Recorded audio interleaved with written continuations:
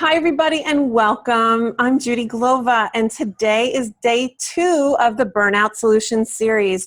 And I've collected some of the best experts for you to teach you about how to have your own burnout solution. So I'm excited because today is all about accountability, setting and keeping strong boundaries to become radically self-reliant and have more time with your family and your friends and for the things that really matter to you. And I want to remind you that we are meeting every day throughout this online series in our Facebook group called the More Than Enough Women Circle. I'll be live in the evening, so don't miss my daily recap and the highlights, plus I'll answer any questions. And I want to make sure that you can take action on the tools and the skills that you learn each day. So if you haven't already, head over to the More Than Enough Women Circle and let's kick things off with Daria. She is an expert and an award-winning television personality, former NBC News anchor, entrepreneur, author, international speaker, TEDx Talk presenter, and life and business coach. As a visibility and multimedia coach, Daria works with corporate professionals, coaches, authors, speakers, visionaries to help visibility and multimedia strategies that build brand influence and income.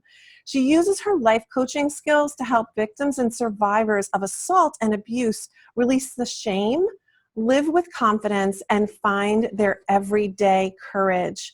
And we are going to focus today on our topic, Hustle and Heart, designing the life and business of your dreams from the inside out.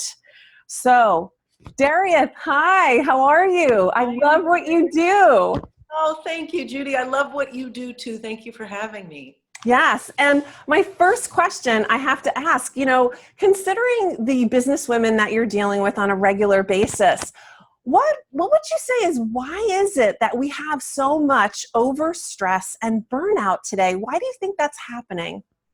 Oh my goodness, that is a big question, and I think we all can admit to having been there, sometimes more often than not. But I would say that overwhelm in particular has to do with the language that we use around whatever it is that we're looking at. For instance, even saying the word, I'm overwhelmed, I am tired, I don't have enough time, I don't have enough money, I don't have enough resources. We completely cut ourselves off from possibility because we've put it out there, we've made it clear, we have said to ourselves the state that we're in, and then we have to work even harder to get out of that state. So the mental conditioning and the conscious language around being in overwhelm first stops with even using that language so that you can get yourself into a state of thinking about more possibilities. How can I get this done? What other resources out there? How can I make this day much more pleasurable? It really starts, I think, with the language that we use. Yeah, and I want to reiterate the point that you're making is all about self-talk, but there's an element of curiosity because like you're saying, it's how can we get curious about what the possibilities are and not just saying, oh, I'm in overwhelm and being in kind of in a victim mode. Would you agree with that? Yeah, absolutely. And I think part of it, as you point out, is thinking about what are the options? If we spend way more time thinking about how can I be in resolution to fixing something, what is possible, what else can happen, who else can do this? And it has to do with the questions that we ask ourselves. We start to generate many more possibilities than closing ourselves off with statements like, I'm overwhelmed or I can't do it. Yeah, I love that question of what else can be. What else can be this? What else can be that? I love it. So I want to go back to the title of our talk, which is, hustle and heart. And to me, what first sticks out to me is the word hustle, because we don't want to be in the grind, right? I mean, I love to hustle. I'm very high energy and I love to be in hustle, but how do we keep out of that grind? Yeah, I love the word hustle too. I mean, I've built a whole brand around it. A video podcast, a podcast. I mean, I use it often. It's a word that has many definitions, clearly, that some people gravitate to because we see it particularly in this day and age, as the word to empower us, to motivate us, to get us into action. So it's a great word, but it also, of course, can lead to burnout, and it can lead to overstressing, overworking, overgrinding. And so there is a balance, in my opinion, which is why often I use hustle and heart, the two of those words together, so that we get that we can still be passionate about what we do in terms of heart. We can still live with love and be in love with what the work that we're doing without it being such a grind. And that too is a conscious choice. I mean, that, you know, the languaging that we use, even around the use of the word language, or excuse me, the use of the word hustle has everything to do with it. And, you know, it really does take hustle, right, to get things done. But hustle and hard work are two different things, in my opinion. And when you learn the difference between the two, then the hustle doesn't feel like hard work. Okay, so what I'm hearing you say is that the key distinction between hustle and hard work is really the energy that it rides on. Because if it's riding on the energy of love, and I love this, and I have passion for it, it's like, yeah, hours and hours can pass, and it's not even like you realize that the time is passing, or, you know, it's like you can look down at your watch and be like, oh my gosh, it's already, you know, noontime, and you've been doing something that you love. Is that kind of what you're talking about with that key distinction? Absolutely. And if you don't mind, this might set the tone for this is my book, Hustle. Yes, great. I love that cover. Unleash your passions. But I just want to read my definition of hustle. And so love it. I can share that, right? Please do. Yeah, and it combines a little bit of the get in, make it happen, but I think you'll get the intention of it. Hustle is the never-ending flow of energy and commitment that sets the extremely successful people apart from the majority. Successful entrepreneurs hustle like there's no tomorrow. At every attempt, they give it their all of their attention, focus, energy, and commitment. Hustlers are not afraid to fail. They're not afraid to go after what they want in spite of their doubts or naysayers. They simply remain in action, working and enjoying their journey. Hustling is about taking action before the perfect condition arises, taking a leap of faith before we receive permission, stepping out before it appears reasonable, and moving forward before others anticipate your next move. And the key word in there is enjoying your journey. And I think that if we approach this idea of hustle as a journey, because we don't wake up one day and then end up successful that night. It is a daily, step-by-step, consistent action. But if we're really enjoying that and loving what we do, changes the whole experience around hustle. Oh yeah, and it's even, again, to go back to your point about language, it's not like I have to do it, it's that I get to do this, or I'm doing this and I'm having fun doing this. And yeah, even the language around that is much different. But I want to also, just something piqued my interest when you were talking about not being afraid to fail, because a lot of burnout people that I've met are perfectionists. And they don't like to fail. So two things happen, right? Either they do things to the extent that they burn themselves out because it has to be perfect, or they never even try because it has to be perfect. And that can also burn people out of just feeling like I can't. So tell me, is there any particular story around people that you've dealt with that have had that kind of burnout, that kind of perfectionism burnout? Absolutely. I'll share two things as it relates to that. Done is better than perfect. And so for those of us who stay in this perpetual state of it has to be perfect before I get it out, before I share it, before I unleash my passion, it'll never happen. Done is better than perfect. You can get it closer to perfect if you get it going versus just sitting there and not doing anything, right? And then the other thing I think that leads to burnout, as you pointed out, is then if it's not perfect and it doesn't look right, then I'm not going to do anything. But we have to allow it to be awkward before it's elegant. There's this sense of just letting it be ugly, if you will, before it's elegant. And, it is this process of ongoing improvement that we need to avail ourselves to, as opposed to waiting until it's perfect to get it done, or never doing it because, of course, we're expecting the level of perfection. So to answer your question in relation to maybe working with some people, and it's interesting because as a coach, and I spend a great deal of time working with female entrepreneurs who really want to be visible, who want to take their brand on blast, make an impact in the world, and whether it's showing up on camera or on stage or on a podcast or writing a book, there are these elements of, well, I'm not perfect yet. I don't look right. I don't think I sound right. I'm not the perfect weight. I haven't figured out the messaging yet. And then they never get out the gate. And yet we limit ourselves when we don't give ourselves permission to just go for it in our imperfect states. Mm-hmm. Create more burnout and more disillusion around this idea that it's got to be perfect before I even turn on the camera. And yet it doesn't. And I think that, I speak to women every single day who block themselves, who then end up playing small or hiding or remain invisible because they don't think that they can get out and do it with what they have. We've, in my opinion, are at a perfect time as entrepreneurs who use social media to reach the masses. I mean, look at what we're doing right now, right? Oh, absolutely. Joining us are probably from all over the world. And hi, and thank you for being here, by the way. Without this technology, we wouldn't be able to reach. But then think of the number of people who are not leveraging this out of their fear of perfection or out of their insecurity around it.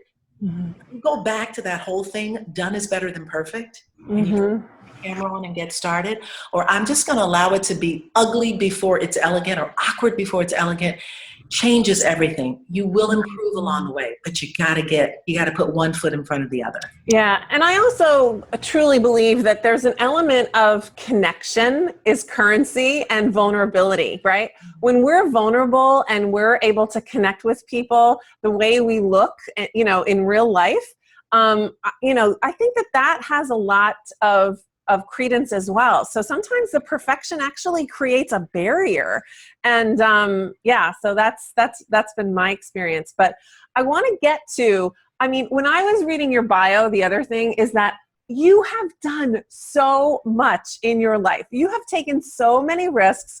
You've been nominated 4 or 5 times for an Emmy. You've won. It's like you've done so much in your life. You've been so courageous. You've taken risks.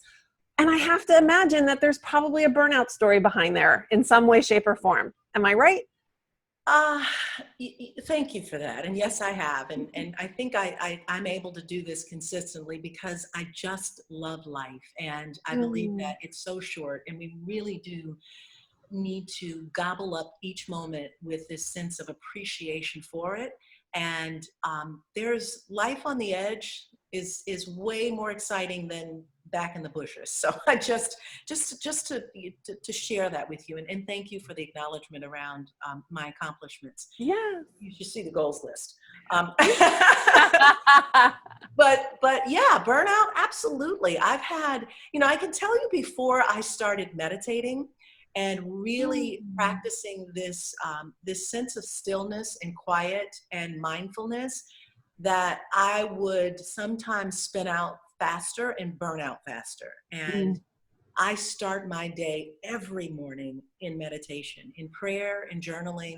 It really grounds me. I center myself.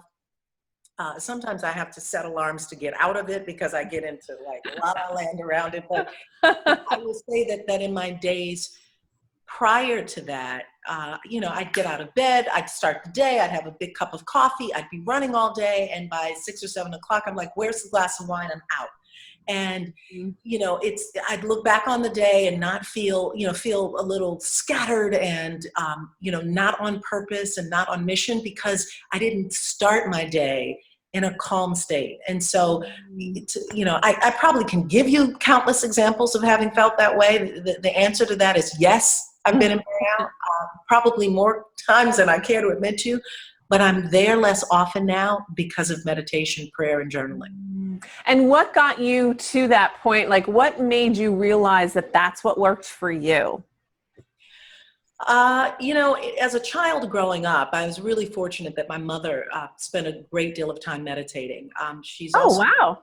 yeah, and so just her practice of Buddhism really created this mind, energy, connection with source, with oneself. And so I always had that in my background, so to speak. And the other thing is I am a pervasive reader and I study successful people. And one of the things that I started realizing is that those people who had tremendous success, but also looked to be doing it without burnout, started their day in meditation, started their day in some form of prayer or gratefulness or some ritual in the morning that grounded them and connected them at the same time. Mm. I just, and so it had always been kind of in the ethers or ethos for me. And literally in the last 3 or 4 years, it has just become paramount for me to do. And I went through a pretty tragic year last year with becoming a victim of revenge porn and facing the challenges around that, not to mention the pain and the torment of it, but the court cases, and that was sending me into burnout and overwhelm, simply because I felt so much like a victim. And I can remember the day that I had realized that after a couple of months of waking up in this very strained sense of being, that I'd forgotten to meditate. I'd forgotten to ask for guidance and ask for direction and figure out who do I need to become now in the face of this. And as soon as I dropped back into it, everything changed. So that was for me a paramount moment, saying that you really can't get out of that practice. And when you do, you can get right back into it. And it's on purpose for me each day. Yeah, and I really want to highlight that point because I want people to know, number one, you follow successful people. So you like to be able to research and find out what works, and it worked for you, but you even noticed even more that it worked for you when you didn't do it. And the lack of, or the absence of it, how it kind of got you off course, or you didn't feel yourself, or you didn't feel centered and grounded. The other thing that I do want to talk about, that trying year that you had, and I want to connect it to, the second part of the title of our talk today is about going from the inside out, right? Because so many people look at all the external circumstances of what's going on the outside. And I am not minimizing at all what you went through with that cyber incident. But the thing is that how did you then look at it from the inside out? Like, what was that? Can you tell everybody a little bit about that? Sure. So just to frame the experience, I unfortunately became a victim of revenge porn, or what is also known as cybersexual harassment, cyberbullying, cyber assault, after an ex-boyfriend had been taking photos and videos of me naked while I was living with him in Jamaica, began threatening to release those photos, of which I didn't even know that he had taken them. So he was threatening me with those. And then he started sending those messages to other people. He created a website. And so obviously with all of my celebrity and credibility, this was extremely damaging and embarrassing and humiliating. Wow. But I couldn't get him to stop. And it was simply because he wanted me to come back to the relationship, which I was completely done with. Right. That went on for some time. And what was even more alarming was the fact that, and I didn't even know what revenge porn was. I had no clue about this. As I started to do research, I discovered there are millions of people, and children included, with cyberbullying, but millions of women who unfortunately are facing these circumstances with very little assistance and help. There are very few laws out there to actually punish the perpetrators and support the victims. And that sent me spinning as I was trying to get through courts and figure out what to do next. And I can just remember being at my lowest point of feeling so victimized and so over all of this. And I had a conversation with my son, who said to me, after I had to explain to him what was going on, because I was so locked away in shame and silence. And the heaven of shame is what eats away at a person's heart. It rips a woman's soul to shreds. My son said to me, Mom, come on. You can get through this. You're the strongest person that I know. And besides, he chose the wrong woman to mess with. Oh. And Judi, I can tell you that after he said that, a light bulb went off. And I said, you're right. Like what I had forgotten the woman that I was. I had, as, you know, if anybody's ever been victimized by anything, and it's certainly assault or abuse or rape, I mean, that is just, can be so damaging because of the shame and the anger. And that day, that moment is when I dipped back into meditation, and I can just remember hearing myself ask this question. And the question was, who do I need to become now? And that simple question had me thinking about all kinds of things, because it got me out of the victim state and into a more empowered state, because I started answering strong, courageous, you know, use your voice and your skills and your talent and your platform. Like if ever there was a person who could be vocal and in the silence around this and use their platform, you can. So it was as if it was this complete download, and I began immediately thinking about how can I make a difference in other people's lives? How can I get through this? And I began filming a documentary, and I now have a social justice project called 50 Shades of Silence. Yeah. The work that I do, I know I'm impacting other people's lives, but really that was from the inside out. To answer your question, I was looking for all of these things outside of me to make me feel better. I mean, I gained 20 pounds because I ate my way through it. I think I had, you know, a bottle of wine every day. Like I was really sinking further into this victim state without realizing that I can release the shame. I can use my voice. I can change this and change the way I am going through this simply by being a better advocate for myself, let alone for others. Right. Well, gosh, you've just probably rattled off 5 golden nuggets of information that I want everybody to remember.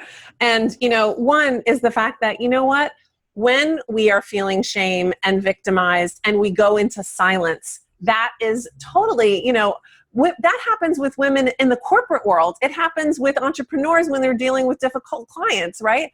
I mean, gosh, I'm so sorry that happened to you. And I can so relate, because again, in different circumstances, I've definitely had to deal with those kind of people. And yeah, it's so common for women to identify with that shame and just shutting down. So, but the thing also that you mentioned is that you forgot who you were. And we can also identify with, oh my gosh, I forget who I am. I let someone else tell me who I am. And that creates, like, when we're not aligned internally, that causes such a drain on our energy system, because we're not, you know, either we're forgetting who we are, we're not conscious, we're not centered, we're not grounded. And that just leaks our energy. And then the other piece of what you talked about, which I loved, was you were looking outside of yourself. And when you came from the inside out and you remembered the woman who you really are and who you needed to be, and that you had your voice, like that was your breakthrough. That was your ability to really break through that. So I think that what you just gave us was such practical tools and information of, like, these are things that we deal with on a regular basis, of how do we stand in our own power and how do we remember who we are. So thank you for that. I love all those golden nuggets that you identified, because I can totally see myself in that story that you told. Totally. And shame is perhaps one of the largest deteriorating energies that we can ever carry with us. And we've all felt it for different circumstances, whether it's around divorce or money or body image or relationships. That sense of this, oh my God, this is so awful, it's happening to me. I'm so ashamed of myself. I'm so ashamed of what's happened. And then we lock ourselves into silence. The two of those together, shame and silence, it's as you know, it can be a spiraling set of circumstances that we've got to figure out how to change. And part of it is just only because we've disconnected from self and from source. And when we're able to reconnect and in some instances, either remember who we are or redefine who we are to get us back, at least on the surface level and out of that spiral downward, is where we can begin to heal and take steps for recovery. Yes, yeah, I love, again, I'm going to point out your key points, but it's like the shame in the silence creates the spiral, and being able to reconnect with self and source. I mean, and it's like you said, it's either remembering who we are or redefining it. Because sometimes, yeah, maybe we forget or maybe we remember, and then we need to readjust and really refine who we are. Like, you know, fine tuning a grand piano or something like that, making sure that yeah, we're fine tuned. Absolutely. Well, that's great.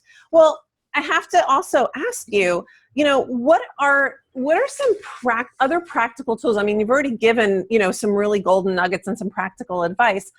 Are there any specific tools that you use? Obviously, meditation and prayer. And are there any other things that you use? Any tools that you give to people that really support them in being able to step out of burnout and be their best selves? Yeah, I think, you know, I'm an avid reader, and as many books that you can find to teach and support you is important. And we know, I mean, I can't necessarily, I could probably list off a bunch of them, but the more we read and the more we connect with other people who can inspire us to grow and become and develop is so important. And so if reading isn't your thing, find an audio. Yeah, and you know, you can go to YouTube, you can go any place these days. And even if you just need to find a resource online where you're listening to continuously feed your brain and feed your soul is really important. So reading and finding, you know, positive material to listen to. I talked about journaling, but I believe journaling is great. Journaling is different than goal setting, and goal setting is important. One of the things that I do each and every month is to look at what are the things that I want to create in my life personally as well as professionally. What are some of the things that I want to achieve or accomplish? Looking back on what didn't happen and maybe course correcting from the previous month. So that's goal setting, and I think that's really important. I see journaling entirely different. Journaling is like where you're, in my opinion, really just writing out a few things, just getting very clear on how you want to see things happen, like being in this dream space, but fleshing it out on writing. Sometimes I actually talk it out. Sometimes it's a verbal conversation, and I might just record myself saying, oh my goodness, I can't wait until the day that I am, you know, living in my dream beach home. And, you know, then I get into this great big state of seeing myself there and feeling it and smelling the ocean and hearing the waves. You know, you might call that visualization.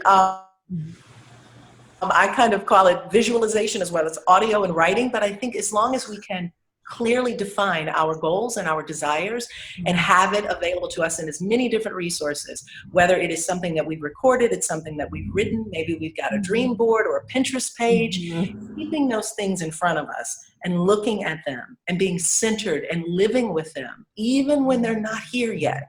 Important. Yes, I love the journaling and the goal setting. And what I noticed too that you were talking about the goal setting is that you not only set the goals, but you do a reflection. So it's not just the setting of the goals, but then you also talked about with the journaling is that, you know, involve as many of the five senses as you can. And I think the only other thing that I would add to the journaling is sometimes I use, like, it's more like free form writing than journaling, but I like to be able to dump on a page, like if there's stuff that's in my mind and I just need to get it out of my mind. And sometimes it's that pad of paper next to the bed that in the middle of the night I wake up with an idea and I want to go back to sleep, and I just write it on a piece of paper and then I can go back to sleep and have a good night's sleep. But yeah, I think writing things down and being able to track your thoughts and notice, because yeah, we can go on autopilot in our lives and just be so unconscious of what we're doing, where we're going, and where we've been. And we forget about how far we've come. And I think another thing that gets people so burnt out is that they're always looking at, oh my God, look at all that stuff I have to do still. As opposed to, wow, reflect and look back. Oh my God, look at all the stuff that I just did, you know? And I love that you mentioned the reflection piece, because I think that that's so important. Yeah. You know, I'll add to that too, in terms of reflection, is definitely reward. And how are we rewarding ourselves, even for the small accomplishments? Because more often than not, we have our eye on this great big accomplishment that we want to achieve. And yet there are the smaller things along the way that actually get us there. And if we can stop and pat ourselves on the back, look in the mirror and say, you go, woman, whatever we need to do to anchor ourselves into this excitement around even the small things makes all the difference when we finally get to the big thing. There was something that came up too, and I thought I'd ask when you asked the question about burnout.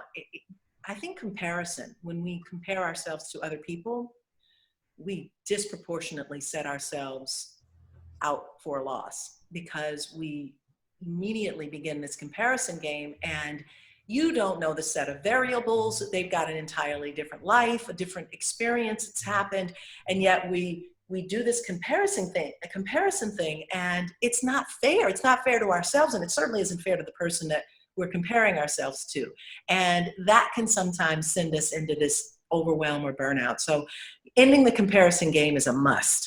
Oh, absolutely. Yeah. And I mean, I would say that when I moved from the East Coast to Los Angeles, that was one of the things that I had to remember. Like, you walk around LA and I mean, it's just like it's like pretty people parade, I mean, it's just everywhere.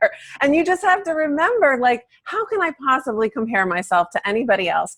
I don't know their story. They don't know mine. And you're right. It really is a process of being able to just remind ourselves that comparison, like you said, sets us up for loss. It sets us up for a lose-lose game, right? It doesn't really help us. It actually creates that sense of I'm not enoughness, or just having to measure up to a standard that who set the standard, and why do you have to live up to it? Like, who says, right? Yeah, who says? Exactly. Exactly. So one thing, I just want to just ask you one last thing. It's like, if there's one thing, I mean, we have so many golden nuggets from our conversation. Is there one thing that you want people to walk away with that, our businesswomen, our entrepreneurs, we really want to support them? What's that one thing that you want women to remember? It's so hard to narrow things down to I one, because know. we could talk all day, and I'm enjoying this. So thank you so much. Great. I would say anything is possible.